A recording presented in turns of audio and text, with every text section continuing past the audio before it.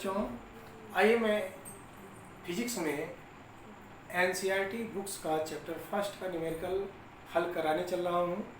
आज मैं आपको प्रश्न नंबर 1 चैप्टर 1 का 32 नंबर का न्यूमेरिकल बताने चल रहा हूँ। और इस प्रश्न में पूछा क्या जा रहा है, पहले आप इस प्रश्न को सुनो और किताब अपने पास रख करके इसको ध्यान से देखें। इस प्रश्न में पूछा गया है कि किसी यादृच्छिक स्थिर वैद्युत क्षेत्र विन्यास पर विचार कीजिए। इस विन्यास की किसी शून्य विच्छेद स्थित अर्थात E बराबर 0 नल पॉइंट पर कोई छोटा परीक्षण आवेश रखा गया है। यह दर्शाइए कि परीक्षण आवेश का संतुलन आवश्यक रूप से अस्थायी है। अब देखिए इसको करेंगे कैसे। हम मान लेते हैं कि दो आवेश पॉजिटिव है, एक यहाँ पर है और दूसरा आवेश यहाँ है। इसके बीच में यहाँ एक नल पॉइंट है और यहाँ पर एक परीक्षण आवेश Q0 रखा गया है। अब हम ये मान लें कि इस परीक्षण, अब इसके कारण इधर की ओर वैद्युत क्षेत्र की तीव्रता E1 और इधर की ओर वैद्युत क्षेत्र की तीव्रता E2 कार्य करेगी। अब हम यदि इस परीक्षण आवेश को इस नल पॉइंट से इस आवेश की ओर थोड़ा सा ले आए, जैसे एक दूसरा यहाँ पर फिगर लें और इसमें अब परीक्षण आवेश Q0 को जब हम यहाँ लाते हैं, जब यहाँ लाते हैं तब स्थिति क्या होगी, इसे आप ध्यान से समझ सकते हैं। अब यहाँ की जो दूरी है कम हो रही है, इसका मतलब है कि इधर की ओर एक, क्योंकि एक बल कम होगा और एक बल या इधर की ओर ज़्यादा, तो एक परिणामी बल F जो इधर की ओर लगेगा वो अधिक होगा। जब यह बल अधिक होगा तब क्या होगा, बल अधिक होने के कारण यदि हम यहाँ पर इस बिंदु पर, इसके नल पॉइंट पर एक गासियन पृष्ठ का अनुभव करें, यहाँ एक गासियन पृष्ठ का अनुभव करें, तो निश्चित है कि यहाँ पर कुछ फ्लक्स उत्पन्न होंगे और जब फ्लक्स उत्पन्न होंगे और यहाँ पर आवेश जो है Q0 है तो फ्लक्स भी 0 होगा। जब फ्लक्स 0 होगा तो इससे स्पष्ट हो जाता है कि यह जो है एक अस्थायी होगा, यह अस्थायी होगा, अर्थात इसे हम अस्थायी नहीं कह सकते हैं। ये तो हो गया पहले में। फिर इसी में दूसरा प्रश्न पूछा जा रहा है बी में कह रहा है कि इस परिमाण का समान परिमाण तथा चिन्हों के दो आवेशों जो एक दूसरे से किसी दूरी पर रखे हैं के सरल विन्यास के लिए सत्यापन कीजिए। अब हम मान लेते हैं यहाँ पर दो आवेश हैं और दोनों एक दूसरे से कुछ दूरी पर स्थित है। एक यहाँ पर आवेश है और एक आवेश यहाँ है, एक दूसरे से कुछ दूरी पर स्थित है। इनसे जो बल रेखाएं निकलेंगी ये इस तरह से इधर की ओर चुंबकीय बल रेखाएं ऐसे निकलेंगी। इसी तरह इस पॉइंट से भी चुंबकीय बल रेखाएं इधर निकलेंगी, ये चुंबकीय बल रेखाएं होंगी। अब यदि हम इसका एक नल पॉइंट मान लें यहाँ पर और यहाँ एक परीक्षण आवेश Q0 रख दें, जब हम परीक्षण आवेश Q0 यहाँ पर रखेंगे तो इस परीक्षण आवेश को यदि थोड़ा सा भी इधर लाएंगे, पुनः एक खींच करके इसी नल पॉइंट पर लाने का प्रयत्न करेगा। इसी प्रकार जब इसको हम इधर ले जाएंगे ये इसे खींचकर पुनः नल पॉइंट पर लाने का प्रयत्न करेगा, क्योंकि दोनों तरफ से क्या हो रहा है, प्रतिकर्षण लग रहा है। लेकिन जब इसको हम ऊपर की ओर ले जाएंगे तो यह इसे दूर की ओर प्रतिक्षेपित करेगा, आगे की ओर, इधर की ओर इसे ढकेलेगा, या इधर लाएंगे तो इसे नीचे की ओर ढकेलेगा। यही इस प्रश्न में पूछ रहा है कि इसमें कह भी रहा है कि इस परिमाण का समान परिमाण तथा चिन्हों के दो आवेश एक दूसरे से कुछ दूरी पर रखें तो इसका सरल विन्यास का सत्यापन कीजिए। इसका सरल विन्यास यही है कि इस नल पॉइंट से, ये है नल पॉइंट, इस नल पॉइंट से अगर हम इधर भी लाते हैं तो पुनः यहीं पर आएगा, इधर लाते हैं तो पुनः यहाँ पर आएगा, लेकिन जब इधर की ओर ले जाते हैं तो आगे की ओर इसे प्रतिकर्षित करेगा, नीचे ले जाएंगे तो इसे नीचे की ओर प्रतिकर्षित करेगा। अब हम आपको बताते हैं प्रश्न नंबर 1.33। 1.33 में क्या कह रहा है, पहले इस प्रश्न को समझ लें, तब उसके बाद किस प्रकार से इसको आपको हल करना है, इसको मैं आपको ठीक तरह से समझाता हूँ। यहाँ पर ध्यान दे देना है, इस क्वेश्चन में कहा जा रहा है 1.33 में कह रहा है कि इसमें पूछा जा रहा है प्रारंभ में x अक्ष के अनुदिश bx चाल से गति करती हुई दो आवेशित प्लेटों के मध्य क्षेत्र में m द्रव्यमान तथा -q आवेश का एक कण प्रवेश करता है। प्लेटों की लंबाई l है। इन दोनों प्लेटों के बीच एक समान वैद्युत क्षेत्र E बनाए रखा जाता है। दर्शाइए कि प्लेटों के अंतिम किनारे पर कण का ऊर्ध्वाधर विक्षेप QEL² 2m dx² है। अर्थात इसमें मैं सिद्ध करना है, सबसे पहले लिख लें, सिद्ध करना है कि QEL² y =QEL² अपान 2m dx², 2m dx²। अब देखिए इसे हम किस तरह से प्रूव करेंगे। हम मान लेते हैं कि यहाँ पर ए, या यहीं से करते हैं, एल लंबाई की दो प्लेटें हैं, इनकी जो लंबाइयां हैं इन पर प्लस आवेश और इन पर माइनस आवेश है। इसकी लंबाई L है, इस पूरी प्लेट की लंबाई L है। अब इसमें कोई इलेक्ट्रॉन प्रवेश करता है। अब ध्यान देना है, इसमें दो अक्ष हैं, यहाँ से एक x अक्ष है और एक y अक्ष है, यहाँ 0 पॉइंट है। इलेक्ट्रॉन जब इसमें प्रवेश करेगा, यहाँ से मान लेते हैं हम, और इसमें एक समान रूप से वैद्युत क्षेत्र की तीव्रता, इस तरह से वैद्युत क्षेत्र की तीव्रता लंबवत है, वैद्युत क्षेत्र की तीव्रता E है। जब यहाँ से एक इलेक्ट्रॉन इसमें प्रवेश करेगा तो इधर से प्रतिकर्षण लगेगा और इधर से आकर्षण बल लगेगा। ये धीरे धीरे इधर की ओर खींचता चला जाएगा। पहले x दिशा में जाएगा, फिर ये y दिशा की ओर खींचता चला जाएगा। अब यहाँ पर y की ओर एक बल लग रहा है, क्योंकि इन पर जो आवेश है वो Q है और इनमें वैद्युत, इसके कारण उत्पन्न वैद्युत क्षेत्र की तीव्रता E है।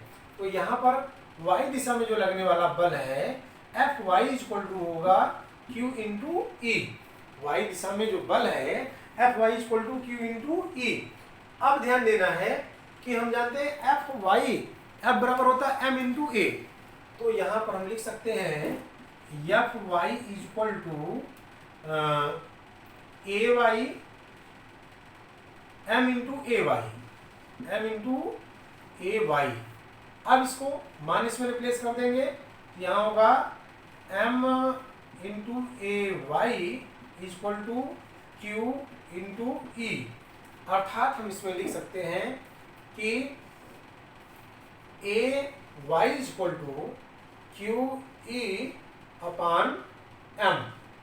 अब इसमें हम दो उसमें लें, यहाँ पर एक x अक्ष पर और एक y, माने x दिशा में और y दिशा में, दोनों डायरेक्शन लेते हैं। सबसे पहले यहाँ लेते हैं x डायरेक्शन में या x दिशा में, और दूसरे में हम लेंगे y दिशा में। इसको थोड़ा और इधर बना दें। ये वाई अक्ष है, ये एक्स अक्ष है, और यहाँ पर ये 0 है, और यहाँ पर ये वाई दिशा में। अब x दिशा में क्या क्या इसमें है?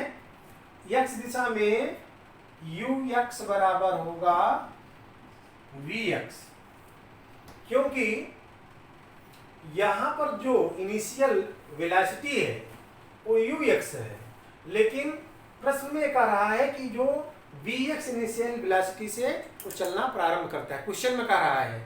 तो जो इनिशियल वेलोसिटी vux है उसे बराबर हम लिख सकते हैं vx। और फिर इसी प्रश्न में फिर कह रहा है कि ax, अब यहाँ पर ux बराबर bx, तो ax इक्वल टू क्या होगा?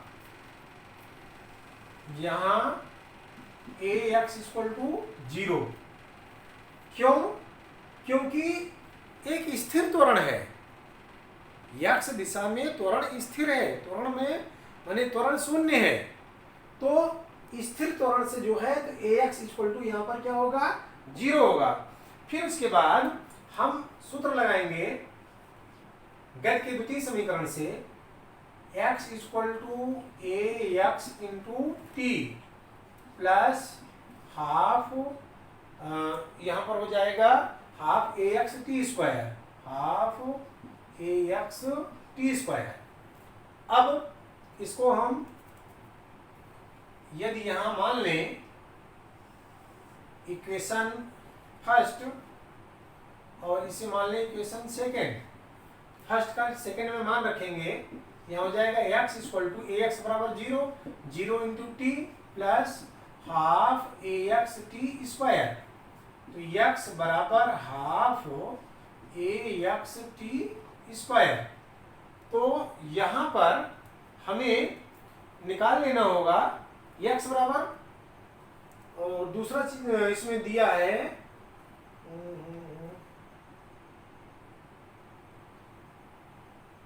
x बराबर ux प्लस ये हो जाएगा ux into T plus ax यहाँ पर 0 हो जाएगा, multiply half 0 multiply T square, ax है 0, तो ये पूरा हो जाएगा 0, और यहाँ ux की जगह पर हो जाएगा bx, ये हो जाएगा bx। ये समीकरण, इसको हम 1 मानेंगे, इसे 2 मानेंगे, इसे 3 मानेंगे। यहाँ लिखेंगे, यहाँ फिर से बात थोड़ा सा नहीं समझ नहीं आएगा। ये हो गया समीकरण 1, ये समीकरण 2। अब गति का जो द्वितीय समीकरण है x equal to ux T plus half ax T square, ये हो गया समीकरण 3। यहाँ लिखेंगे समीकरण 3 में प्रथम तथा फर्स्ट तथा सेकेंड का मान रखने पर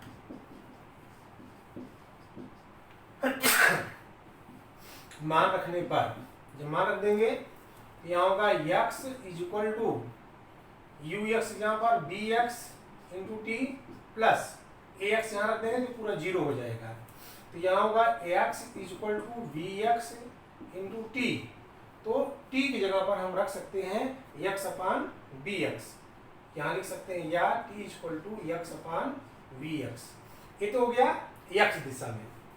इसी प्रकार जब हम y दिशा में लेंगे, तो y दिशा में सबसे पहले तो यहाँ पर है ay equal to Q E into M, लेकिन जो वेलोसिटी होगा, अंतिम वेलोसिटी vy uy वो होगा 0, यहाँ लिखेंगे uy equal to 0, initial velocity, प्रारंभिक वेग जो होगा uy इक्वल टू y दिशा में ये होगा 0।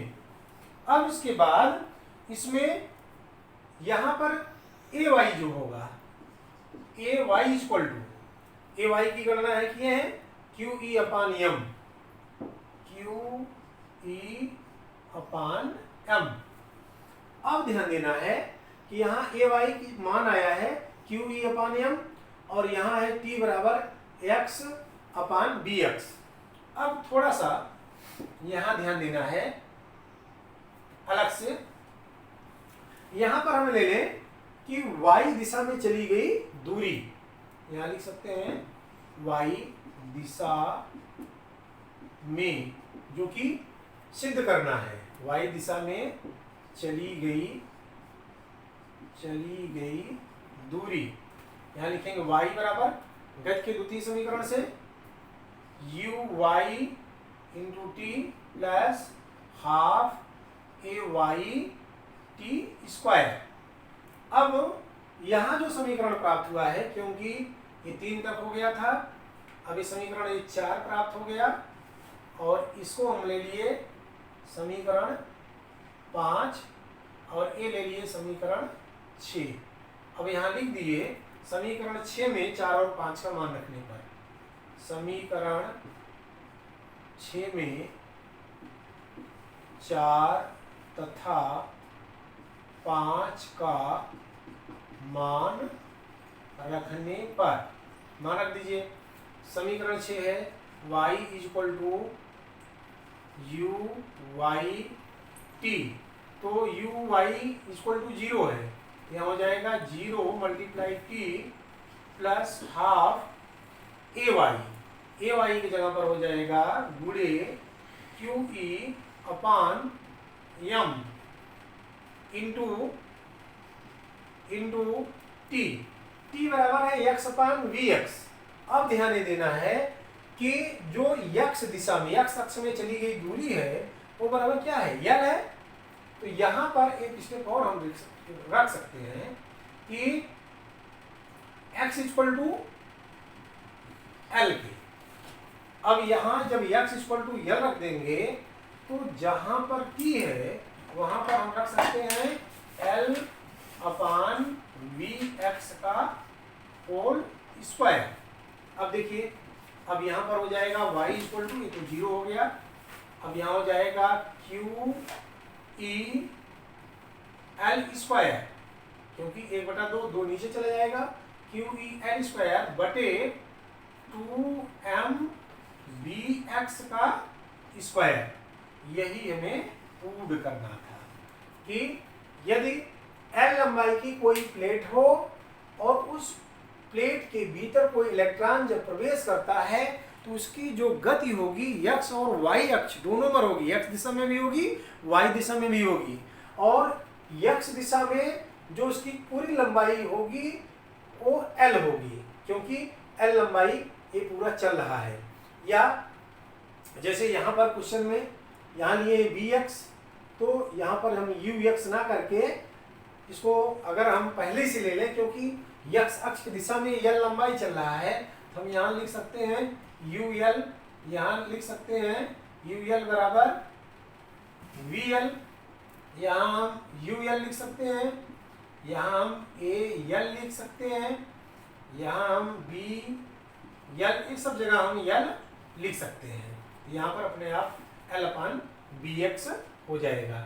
तो इस तरह से इस समीकरण में इसका मान रिप्लेस कर देंगे, यहाँ पर भी bl लिख सकते हैं, तो या Vx लिख सकते हैं। तो यहाँ पर ध्यान देना है कि जब इसमें इलेक्ट्रॉन प्रवेश करेगा, इस प्लेट में इलेक्ट्रॉन प्रवेश करेगा, तो यहाँ पर इलेक्ट्रॉन पर निगेटिव चार्ज और इस प्लेट के इस सिरे पर निगेटिव है, इधर पॉजिटिव है, तो निगेटिव जो है इलेक्ट्रॉन को प्रतिकर्षित करेगा, ढकेलेगा, और ये प्लस जो है इसको अपनी ओर आकर्षित करेगा। अर्थात जैसे जैसे आगे की ओर बढ़ेगा वैसे वैसे इसके पहली प्लेट की तरफ माने प्लस की ओर ये मुड़ता चला जाएगा, और अंत में पूर्ण रूप से यह इसी की ओर y दिशा में, x से किस दिशा में चला जाएगा, y दिशा में चला जाएगा। तो अर्थात y दिशा में जो कुल चली गई दूरी होगी वो सिद्ध करना था QEL square upon 2mVx square. अब हमें मान लेते हैं यहाँ पर एक तरफ से समझें कि इधर y दिशा में जो लगने वाला बल है Fy है, Fy equal to Q into E, क्योंकि एक समान विद्युत क्षेत्र E में ये रखा गया है और इसके प्लेट पर जो है Q आवेश है।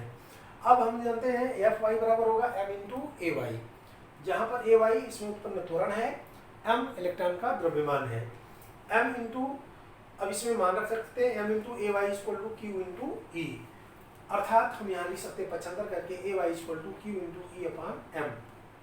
अब हम यहाँ दो दिशा में पूरा ले सकते हैं, x दिशा में और y दिशा में जो मान आएंगे या इसको हम यहाँ पर यही अभी ले लें कि यू एक्स और बी एक्स, माने कह रहा है यू एक्स वेग से, ये प्रारंभिक वेग है, लेकिन उस प्रश्न में कहा जा रहा है कि बी एक्स प्रारंभिक वेग से प्रवेश करता है।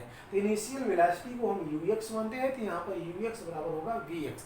क्योंकि त्वरण जो है एक समान है, तो एक समान त्वरण माने उसमें उत्पन्न नहीं हो रहा त्वरण, ए एक्स इक्वल टू यहाँ पर हो जाएगा 0, इसलिए यहाँ पर होगा X equal to U X into T plus half A X T square. A X equal to यहाँ पर 0 है, इसलिए जब मान रखेंगे तो X equal to V X into T plus 0, तो X equal to B X into T, तो T equal to L upon V X. अब हम मान लेंगे कि x दिशा में जो चली गई दूरी बराबर है l, तो x बराबर होगा l के। तो यहाँ पर अभी x अपान बी एक्स लेंगे, फिर इसको हम लिख सकते हैं कि t बराबर l अपान बी एक्स। अब देखिए y दिशा में जो चली गई दूरी u y इक्वल टू 0, क्योंकि इनिशियल वेलोसिटी जो होगी वो 0 होगी, लेकिन इसमें जो त्वरण, क्योंकि जब ये y दिशा में होगा तो इसमें त्वरण उत्पन्न होगा, इसका त्वरण बढ़ने लगेगा, और ये त्वरण उत्पन्न होगा A Y equal to Q E upon M होगा। अब y दिशा में चली गई दूरी गति के द्वितीय समीकरण से y equal to U Y T plus half A Y T square, ये समीकरण नंबर 5 बन गया, समीकरण 6 बन गया। और समीकरण 6 में समीकरण 4 और 5 का मान जब रख देंगे तो यहाँ y इक्वल टू 0, क्योंकि एक प्रारंभिक इनिशियल वेलोसिटी है, यू वाई बराबर 0 multiply T plus half multiply Q E M multiply L upon B X का square, Y equal to Q E L square upon 2 M B X square. यही हमें prove करना था, यही हमें सिद्ध करना था। अब हमें देखना है इसके बाद अगला प्रश्न है 1.34, अर्थात प्रथम चैप्टर का अंतिम आंकिक प्रश्न। अंतिम आंकिक प्रश्न को हम किस प्रकार से हल करेंगे? अब इसी सूत्र पर आधारित आपको एक प्रश्न दे दिया गया है और उस प्रश्न को हल करना है 1.34 में। 1.34 में क्या करना है और क्या क्या दिया है, सबसे पहले हम इसको नोट कर लेंगे और नोट करने के बाद तब इसके मान की हम गणना करेंगे। अब इसमें दिया है कि इस क्वेश्चन में दे रहा है,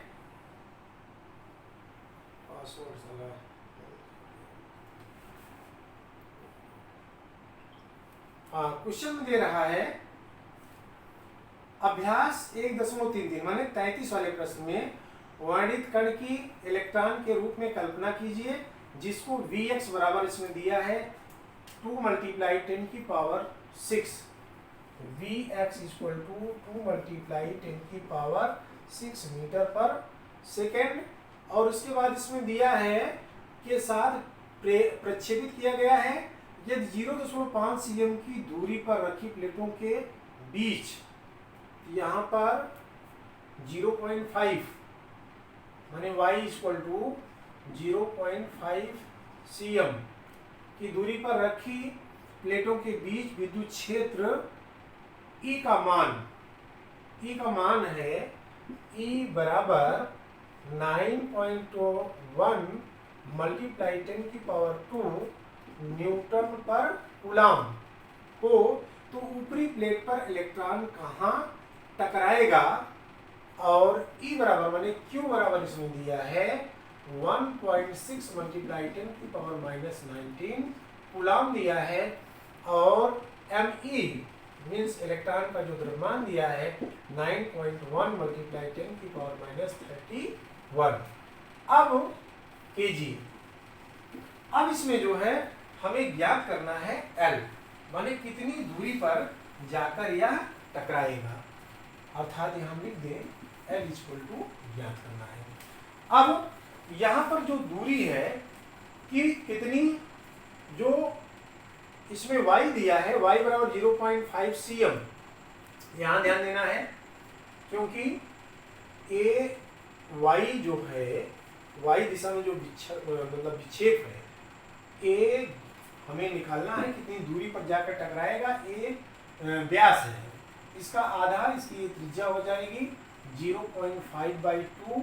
cm को मीटर में जब बदलेंगे इसको हम बराबर लिख सकते हैं 5/2 गुणे 10⁻³ मीटर।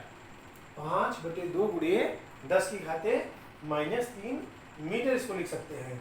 और यहाँ जो सूत्र लगेगा, इस सूत्र लगेगा y इक्वल टू, अभी अभी जो गणना द्वारा प्राप्त किया गया था, QEL स्क्वायर अपान इसमें होगा 2mVx स्क्वायर।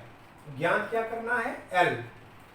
या करके हम इसको लिख सकते हैं L square equal to y into 2mVx square upon Vx square upon QE। सबका मान रख दे।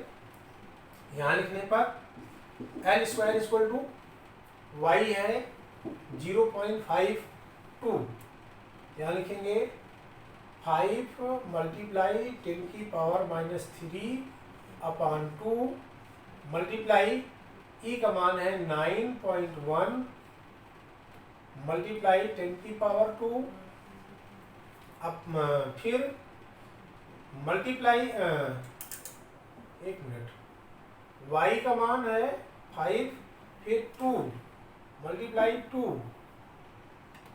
मल्टीप्लाई फिर ME यहाँ कर सकते हैं, E है 9.1 मल्टीप्लाई 10⁻31 मल्टीप्लाई Vx स्क्वायर, यह है 2 मल्टीप्लाई 10⁻6 स्क्वायर अपान Q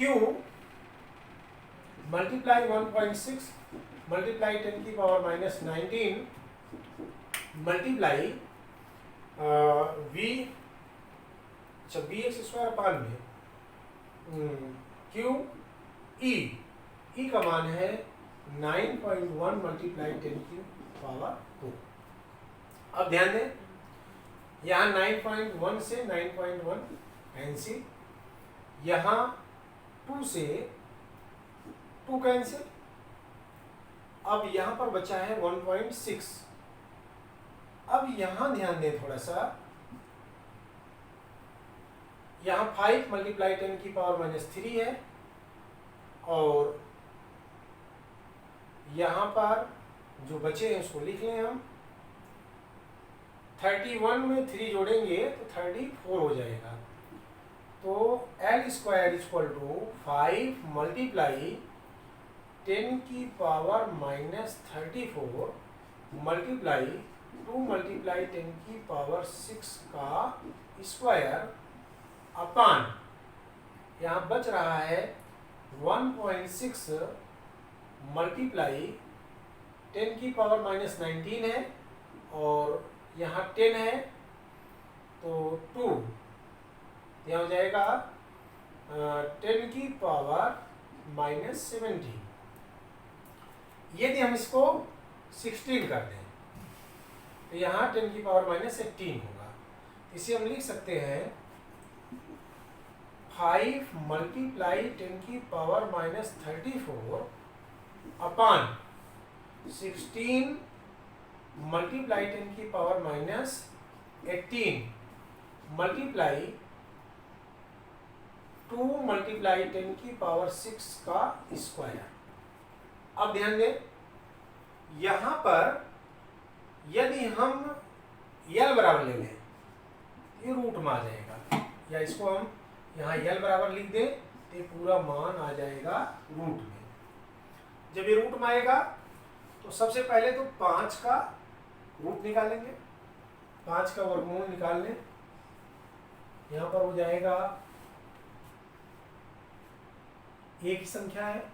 वर्गमूल निकालने के लिए हम इसमें सबसे पहले 2 दूनी 4 हो गया, 1 2 2 4, अब दशमलव बढ़ा के 2 0, यहाँ पर 2 बार, यहाँ होगा 82, यहाँ 10 और 2 यहाँ 8 आया, 9 में 60 गए 1, फिर 2 जीरो उतारेंगे, 2 2 4 और यहाँ पर 4, तो लगभग आएगा ये 4 चौके 16, 4 बार। अब देखिए इसको यहाँ ले लेते हैं, नीचे दिखेगा नहीं, यहाँ लिखेंगे हम L इक्वल टू 5 का जो वर्गमूल होगा 2.24, यहाँ लिखेंगे 2.24 गुणे -34, यहाँ हो जाएगा गुणे 10 की घाते -17, यहाँ पर वर्ग है तो इसलिए यहाँ मल्टीप्लाई 2 मल्टीप्लाई 10 की पावर 6 अपान 16 का वर्गमूल हो जाएगा 4, यहाँ मल्टीप्लाई 10 की पावर -9। अब देखिए, अब इसको हम काट दें, 2 1 2, 2 दूनी 4, फिर आगे काट देंगे 2 1 2 दशमलव 2 1 2 दूनी 4। अब L बराबर आ रहा है 1.12 मतलब 1.12 मल्टीप्लाई 10 की पावर -17 मल्टीप्लाई 10 की पावर 6 और मल्टीप्लाई ये ऊपर जाएगा 10 की पावर 9, 10 की पावर 9। अब ये दोनों जुड़ जाएंगे, यहाँ होगा L इक्वल टू 1.12 मल्टीप्लाई 10 की पावर -17 मल्टीप्लाई 9 एंड 6 15 10 की power 15 equal to L equal to आ गया 1.12 मल्टीप्लाई 10 की पावर -2 मीटर। अब मीटर को सेंटीमीटर में बदल देंगे, ये बराबर होगा L इक्वल टू 1.12 सेंटीमीटर। अर्थात कह रहा है कितनी दूर जाकर टकराएगा, ये जाकर 1.12 सेंटीमीटर पर जाकर टकराएगा। इस प्रकार chapter first electric field and charges के सारे न्यूमेरिकल्स, कुल 34 न्यूमेरिकल्स थे, सारे न्यूमेरिकल्स मैंने आपको बता दिया। अब अगले वीडियो में मैं सेकंड चैप्टर स्टार्ट करूंगा। आज के वीडियो में सिर्फ इतना ही। धन्यवाद।